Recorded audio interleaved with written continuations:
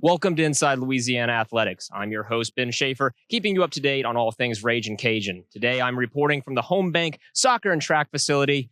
Let's get you caught up on this past week of Cajuns action. For the first time since 2018, football faced off against in-state rival Tulane. In their second home game of the season, the Cajuns came out firing. On their second drive, quarterback Ben Wooldridge orchestrated a 79-yard, 7-play drive and capped it off by running it in himself for the score. Tulane responded with a touchdown of their own and would take command of the game, with a pick six right before halftime and a kickoff returned for a touchdown to start the second half. The Cajuns battled back. Running back Bill Davis had his second career 100-plus yard game, and the Cajuns' offense as a whole had 421 yards on the day. Both teams traded score for score in the second half, but the Cajuns would ultimately fall by a final score of 41-33. Next, the Cajuns will play in their final non-conference game this Saturday when they take on Wake Forest for the first time in program history. That game kicks off at 2:30 p.m. Central Time. You can watch on the ACC network.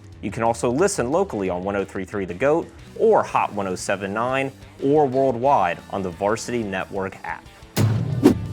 Volleyball wrapped up their road trip on Tuesday against Southeastern, where the Lions would come away with the win. Next, the Cajuns traveled home to host the Ragin' Cajuns Classic. The tournament started Thursday night, where the Cajuns pulled out a gutsy 3-2 win against Jacksonville State. A hard-fought match ended with a decisive fifth set the Cajuns won 15-3. They would keep that momentum on Friday night when they faced Florida A&M. Once again, this match went the distance, with the Cajuns edging out the Rattlers in the fifth set by a score of 15-13.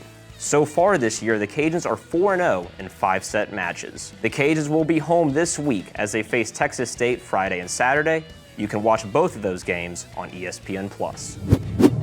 Sunday, soccer opened up Sun Belt Conference play against Texas State. The Cajuns' offense was relentless in the first half, and they would be rewarded with a goal by Lucy Ortiz in the 25th minute. Ortiz now leads the team in goals with 4. Texas State's offense returned the favor in the second half with 10 shots. Cajun goalkeeper Natalie Mays had 6 saves in the second half. However, the Bobcats would score in the 76th minute to tie the game at 1, and that tie would hold as the final score. Looking ahead, the Cajuns wrap up a 3-game homestand this Thursday against App State. That game kicks off at 7 p.m. and will be airing on ESPN+.